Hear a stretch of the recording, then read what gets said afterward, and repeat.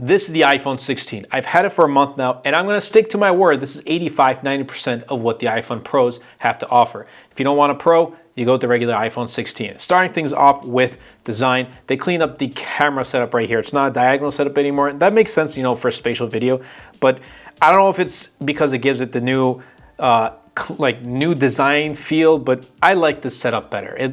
I feel like we're having a reincarnated like iPhone 10, 10s type of thing, but I like it. And I also do like the more vibrant colors that Apple is offering with the iPhone 16 series. Camera control, I'm not using it. I disabled it. I don't use it. Just plain. You know, it's cool, unique, but I just don't use it. And there are some that use it and some that don't. And if you don't use it, then just, you know, kind of get rid of it and just disable. And that's what I did. So like right now it doesn't work. And until I kind of find a reason or something to use it for, I'm going to keep it disabled. Display, you know, it's a good display. It's great. Like I don't really have any issues using it, but since I'm going back and forth with my 16 Pro, I noticed the 120 Hertz refresh rate. And look, I'm going to say for me, you know, this argument has always been on like YouTube and TikTok and all that stuff. And you know, some people say, oh, it's okay, iPhone 16 doesn't have a 60 Hertz display or whatever.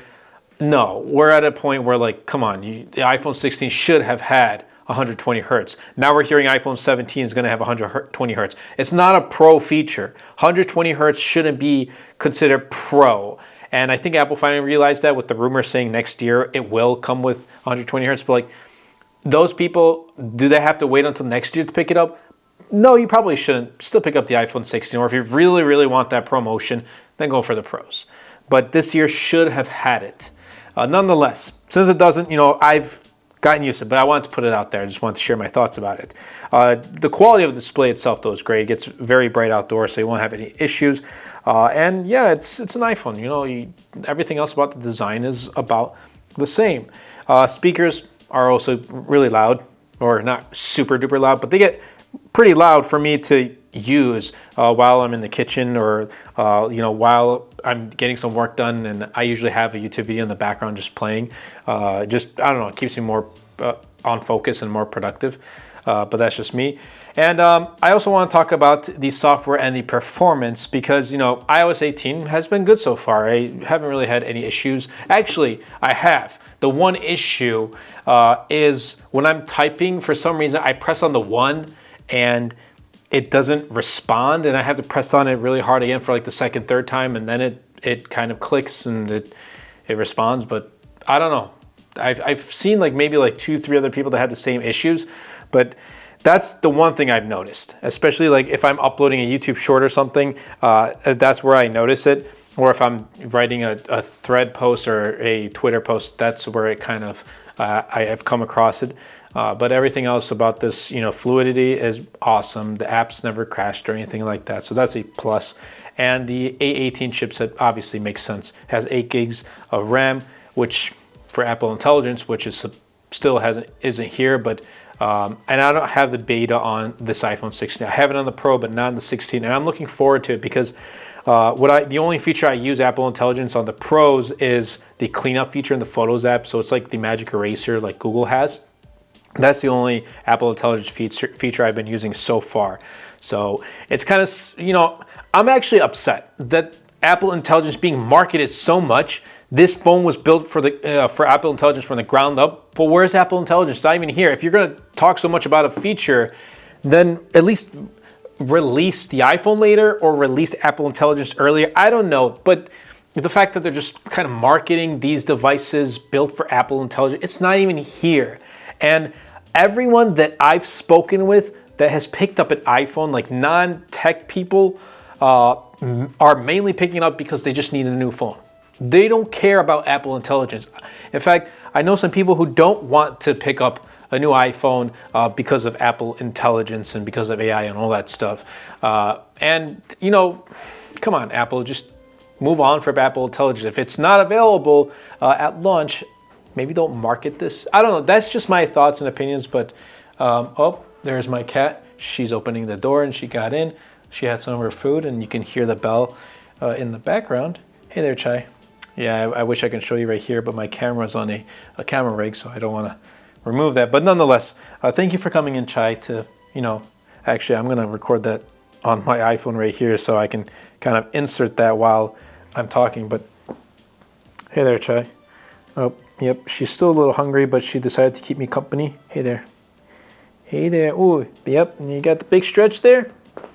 Yeah, she's keeping me company. Anyway, let's talk about the cameras. And, the cameras are great. They're phenomenal. Love them. Dual camera setup, awesome, can't go wrong. For both photos and videos, if you want to start making content and you have an iPhone 16, I think this is a great device to make content, whether it's vertical or long form. I mean, I have a Tesla channel. It's called Tesla Volt. I'll be leaving a link in the description down below if you haven't seen it already. But almost all of my content, excluding the B-roll, has been taken with an iPhone. And obviously when these came out, I've been using iPhone 16 and 16 Pro to record the footage, and I'm really happy with it. It goes to show that you can start making content with your iPhone. And phones have gotten so good. iPhones have gotten so good. The cameras have gotten so good. Everything you can do to start making content is right here. So record a video, use CapCut, use iMovie, whatever it is. You have voice memos. You can get a wireless mic and do voiceovers, whatever it may be. But the quality on the cameras for both photos and videos, whether you want to just keep it as a memory and share with your friends and family, or share on social media, or literally just start a YouTube channel, this is the phone to go with, in my opinion, or the iPhone Pros. But if this is the one you have, I don't know what you're waiting for. Anyway, the battery life is also good. It's pretty good. Now, the whole 45 watt wire charging, yeah, that's not a thing. It doesn't really, I think the max is like 37 watts. But regardless, I've been using MagSafe for this 25 watts MagSafe charging, and it's been pretty good. The battery life itself also lasts me all day. The standby time is fairly good. And you can't really go wrong with the iPhone 16 battery. Now, if you're a heavy user like me, then yeah, you may want to, by the end of the day, when you're kind of winding down, you may want to put it in charge. But other than that, it's definitely a huge improvement over its predecessor. And also, the price, because we're at a point where October, November, December, there's going to be sales.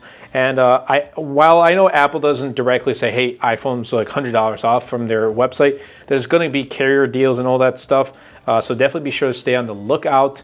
$799 is the starting price, but if you pick this up unlocked in the US from Apple, it is $829. And there is one thing I want to add to it. It's not really related to pricing, but it's the eSIM. I like having the physical. It's just so much easier to swap phones like that, especially if you're someone like me and reviews tech. It just makes it easier. I don't know.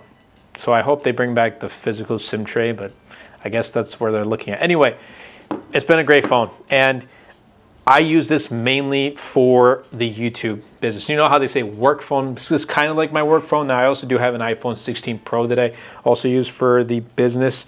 But, this has strictly been for content, for recording videos, taking photos, using it. As you can see, these are the apps I'm using. I'm using iMovie, I'm using TikTok, Twitter, Instagram, YouTube Threads, YouTube Studio, CapCut, ChatGPT, voicemails, and my notes. And I have some other apps that I use, but these are the main ones I'm using to make content. I got this specifically. So if I'm out on the go, I'm not using my Pixel 9 Pro Fold to record content. I like to have things as my personal phone, have my personal things on there, and then have one strictly for content. Because it does, it clutters up your phone. And, I'm at the point where I have the opportunity to kind of diversify. So that's me and my iPhone 16, but I hope you guys did enjoy. If you did, definitely be sure to check out my latest wallpaper pack. It's called Illusions 2.0. Links will be in the description down below. It really does go a long way in helping out the channel. I've gone full-time YouTube since September 1st, so it's been almost 2 months. And I've been really enjoying my journey so far. And I'm also definitely working on my other channels as well, my other YouTube channels, Tesla Volt and Dose of Pokemon, but also, TikTok and Twitter and Threads, Instagram, and all that stuff. So definitely be sure to stay tuned to MTG Productions. We're gonna grow. We're gonna make this. We're gonna get to 100K, but I'm still on the journey to finding what makes my channel unique. So I hope you guys did enjoy. If you did, definitely be sure to Superman the like button, comment down below, and best of all, share this video because it really does help out the channel out a lot. And will help push my content out to more people. that's been it from me. Let me know your thoughts about iPhone 16 down below, and I'll catch you guys in the next episode.